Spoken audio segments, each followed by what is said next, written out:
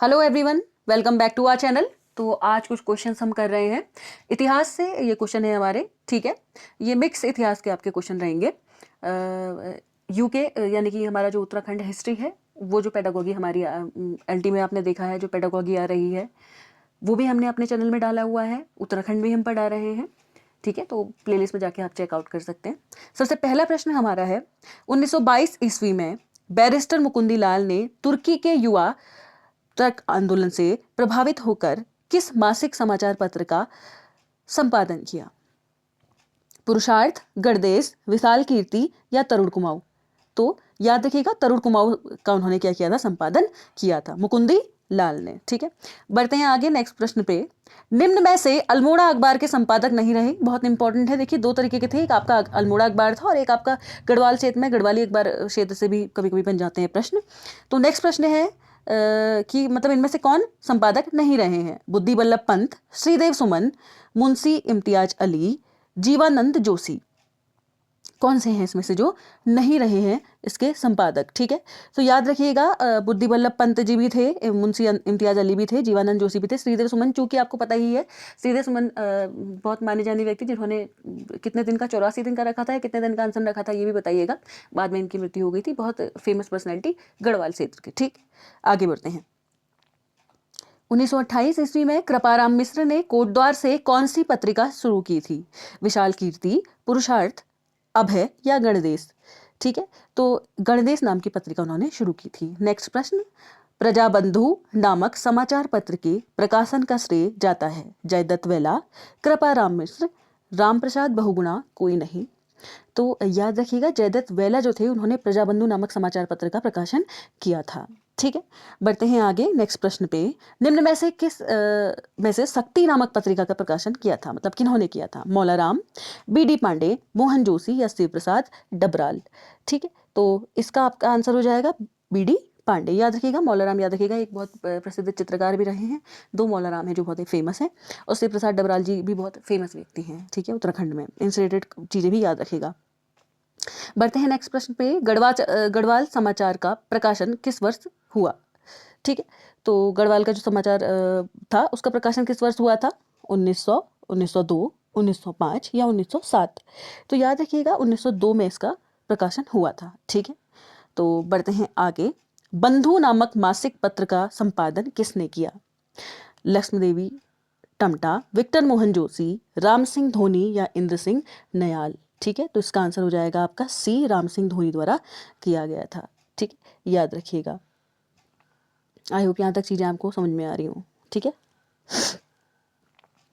बढ़ते हैं नेक्स्ट प्रश्न पे, और अगला प्रश्न हमारे पास है, देहरादून से गढ़वाली नामक पत्र प्रकाशित होना प्रारंभ हुआ, कब हुआ था? 1903 में, 1905 में, 1907 में या फिर 1909 में? तो इसका आंसर है आपका 1905 में हुआ था, ठीक है। बढ़ते हैं नेक्स्ट प्रश्न पे, और अगला प्रश्न है, निम्न में से पुरुषार्थ पत्र के संपादक हैं कौन है? बद्रीदत्त पांडे, गिरिजा दत्त नेथानी, सदानंद कुकरैती या देवी दत्त रतूड़ी? ठीक है, तो इसका आंसर है गिरिजा दत्त नेथानी। नेक्स्ट प्रश्न हमारे पास है, छांगले वंश की प्रशस्ति प्राप्त हुई, कहां से प्राप्त हुई? तालेश्वर से, लाखा मंडल से, बाड़ाहाट से या इनमें से कोई नहीं? ठीक है, तो छांगलेस वंश की जो प्रशस्ति थी वो आपकी लाखा मंडल से क्या हुई है, प्राप्त हुई है, ठीक है। बताइएगा कमेंट में कि लाखा मंडल कहाँ स्थित है। मैं ऑप्शन दे देती हूँ, देहरादून, चमोली, उत्तरकाशी या अल्मोड़ा। बढ़ते हैं नेक्स्ट प्रश्न पे, क्योंकि ये भी प्रश्न आया हुआ है कि लाखा मंडल कहाँ स्थित है, ठीक है। अगले प्रश्न पे बढ़ते हैं। चमोली के किस गांव से 1956 ईस्वी में पाषाणकालीन समाधान खोजे गए? मलारी, कोसा, कैलाशपुर या फिर नीति? तो ये तो आप लोगों को 90% लोगों को पता होगा, मलारी, ठीक है, याद रखिएगा। कुछ कुछ गांव हैं जो बहुत इंपॉर्टेंट हैं, चाहे वो किसी भी इलाके से हों जहाँ से हमें क्या मिले थे, पाषाणकालीन समाधान, जैसे लखोटियार वगैरह से भी कुछ मिला था। अल्मोड़ा में स्थित है ना, सुयाल नदी के तट पे है क्या, जरूर बताइएगा। मलारी, किमनी, इन जगहों से कुछ कुछ चीज़ें प्राप्त हुई हैं। बढ़ते हैं नेक्स्ट प्रश्न पे। कत्यूरी शासकों की राजभाषा थी, क्योंकि आप लोगों को याद होगा कत्यूरी शासक जो थे, इनके शासनकाल को स्वर्णकाल भी कहा जाता है क्या। बहुत फेमस शासक रहे हैं, ठीक है। इनकी जो आप कह सकते हैं राजभाषा थी वो क्या थी? कुमाऊनी, हिंदी, संस्कृत या गढ़वाली। तो याद रखेंगे इनकी जो राजभाषा थी वो संस्कृत आपकी थी, ठीक है। तो थर्ड का आंसर आपका हो जाएगा सी। इसी के साथ साथ कुछ एडिटिव बातें कर लेते हैं। कत्यूरी वंश के जो शासक थे, इनकी जो आप कह सकते हैं कुलदेवी थी, वो नंदा देवी थी, ठीक है। संस्कृत भाषा का उस टाइम पे क्या था, प्रचलन था। बढ़ते हैं नेक्स्ट प्रश्न में। प्राचीन काल में अस्कोट राजधानी थी। मतलब ये जो शासक हैं, चाहे पाल वंश, चंद राजवंश, कत्यूरी वंश या कुनिंदु, किसकी राजधानी अस्कोट थी। अस्कोट जो कि प्रेजेंट में आप लोगों को पता ही पिथौरागढ़ में स्थित है, तो कत्यूरी वंश की राजधानी थी, कि याद रखिएगा कत्यूरी वंश की राजधानी कहाँ थी, अस्कोट में। बढ़ते हैं नेक्स्ट प्रश्न में। मुंड तथा सबर नाम से जानी जाने वाली कुमाऊं की प्राचीन जाति कौन सी है। किरात, खस, जौनसारी या फिर कोल, ठीक है। तो याद रखिएगा कोल जो है आपकी मुंड और सबर नाम से जानी जाती है, ठीक है। बढ़ते हैं नेक्स्ट प्रश्न पे। कार्तिकेयपुर में अंतिम कत्यूरी शासक था। नरसिंह देव, सालिन वाहन देव, नकुल देव या सुभिक्षराज देव, ठीक है। तो सुभिक्षराज देव जो थे हमारे क्या थे, कार्तिकेयपुर के अंतिम कत्यूरी शासक थे। बढ़ते हैं नेक्स्ट प्रश्न में। प्रागैतिहासिक स्थल लाखोडियार किस नदी के तट पर स्थित है। कोसी, सुयाल नदी, गंगा, गौला देवी। ये तो मैंने अभी आप लोगों को बताया, अभी सुयाल नदी के तट पे क्या है ये स्थित है, ठीक है, याद रखिएगा। बढ़ते हैं नेक्स्ट प्रश्न पे। केदारनाथ में ललितादित्य मुक्तापीठ के आक्रमण की जानकारी मिलती है। राजतरंगिणी, हर्षचरित, सभासार, कोई नहीं। मतलब कहने का मतलब ये है, नीचे आपको कुछ किताबें दी गई हैं, इनमें से किस में जो केदारनाथ में ललितादित्य का मुक्तापीठ है उसके आक्रमण की जानकारी है, ठीक है। ये इस क्वेश्चन के अंतर्गत हमें बताना है। तो राजतरंगिणी जो है आपको याद होगा कल्हड़ के द्वारा रचित है, ठीक है। कल्हड़ द्वारा रचित राजतरंगिणी बहुत फेमस, ठीक है। तो कुछ कुछ किताबें हैं जो, क्योंकि किताबें भी हमारे पेपर में आ रही हैं तो बात कर लेते हैं रिलेटेड। हर्षचरित ने बाणभट्ट ने हर्षचरित लिखी है क्या, बताइएगा जरूर, ठीक है। तो राजतरंगिणी याद रखेंगे जिसमें दिया गया है इससे रिलेटेड। अगला है, तो इसका आंसर राजतरंगिणी था। किस पुराण में हरिद्वार का नाम मायापुरी मिलता है। अग्नि पुराण, विष्णु पुराण, नारद पुराण या फिर स्कंद पुराण, ठीक है। तो ये जो आपका प्रश्न है इसका आंसर हो जाएगा स्कंद पुराण। याद रखिएगा स्कंद पुराण में और भी बहुत सारी चीजें कही हैं। कुमाऊं को मानस खंड और केदार खंड कहाँ है, गढ़वाल को, ठीक है। ये सारी चीजें भी हमारे पेपर के लिए इंपॉर्टेंट हो जाती हैं। बढ़ते हैं नेक्स्ट प्रश्न पे। कटेहर का हिंदू राजा खड़क सिंह का महतो के देश कुमाऊं भागने का उल्लेख मिलता है किसके अंतर्गत। रामायण प्रदीप, तारीखे मुबारक शाही, मानोदय काव्य या जहांगीर नामा, ठीक है। तो इसका आंसर है तारीखे मुबारक शाही, ठीक है। इसके अंतर्गत इनके बारे में मिलता है। बात करते हैं नेक्स्ट प्रश्न की। नेक्स्ट प्रश्न हमारे पास है। वैदिक काल में उत्तराखंड में किस जन का शासक था। वैदिक काल में पुरु, पांचाल, त्रित्सु या फिर अज। तो याद रखिएगा त्रित्सु का उस टाइम पे क्या था, जनशासक था, ठीक है। तो इसका आंसर हो जाएगा त्रित्सु। बढ़ते हैं नेक्स्ट प्रश्न पे। अगला प्रश्न है। कत्यूरी काल में तहसील स्तर की प्रशासनिक इकाई को कहते हैं। कर्मांत, धर्मांत, सरमांत या कोई नहीं, ठीक है। तो याद रखेंगे कर्मांत इसे कहा जाता था। Option number A will be the right answer. बढ़ते हैं नेक्स्ट प्रश्न पे और अगला प्रश्न हमारे पास है। ह्वेनसांग द्वारा अपनी यात्रा वृत्तांत में वर्णित जो गोविसाण है वर्तमान में कहाँ है। जोशीमठ, लखनपुर, काशीपुर या फिर चंपावत। तो याद रखेंगे गोविसाण जो है काशीपुर के अंतर्गत आपका आता है, ठीक है। काशीपुर में है आपका गोविसाण, ठीक है। बढ़ते हैं नेक्स्ट प्रश्न पे। अगला प्रश्न है। कालिदास की किस रचना में हिमालय को औषधिप्रस्थ नाम से उल्लेखित किया गया है। मेघदूत, अभिज्ञान शाकुंतलम, मालविका अग्निमित्र, कुमार संभव, ठीक है। ये जो फोर्थ क्वेश्चन आपका है मालविका अग्निमित्र जो आपका था, ये भी इनके द्वारा रचित है, कालिदास के द्वारा, ये याद रखेंगे, ठीक है। इंपॉर्टेंट क्या है क्वेश्चन है। लेकिन इसका आंसर क्या हो जाएगा। तो कालिदास की जो रचना थी जिसमें उन्होंने हिमालय को औषधिप्रस्थ नाम से उल्लेखित किया है, वो रचना थी आपकी कुमार संभव, ठीक है। Option number D will be the right answer. बढ़ते हैं नेक्स्ट प्रश्न पे। ये कालिदास वाले जो प्रश्न में हमें एग्जाम्पल ये यहाँ पे मतलब आपको जो ऑप्शन दिए हैं ये पेपर के दृष्टि से इंपॉर्टेंट हो जाते हैं क्योंकि इनकी किताबें हैं, ठीक है। बढ़ते हैं आगे। चंपावत बालेश्वर मंदिर से प्राप्त अभिलेख किस शासक से संबंधित हैं। सुहल देव, क्रांचल देव, याहत देव या चंद्रदेव, ठीक है। तो इसका आंसर आपका हो जाएगा ऑप्शन नंबर बी, क्रांचल देव जो हैं उनसे ये मिलते हैं, ठीक है। Next question. अमोघ भूति शासक था। कुनिंद वंश का, कत्यूरी वंश का, कुषाण वंश का या यौधेय वंश का, ठीक है।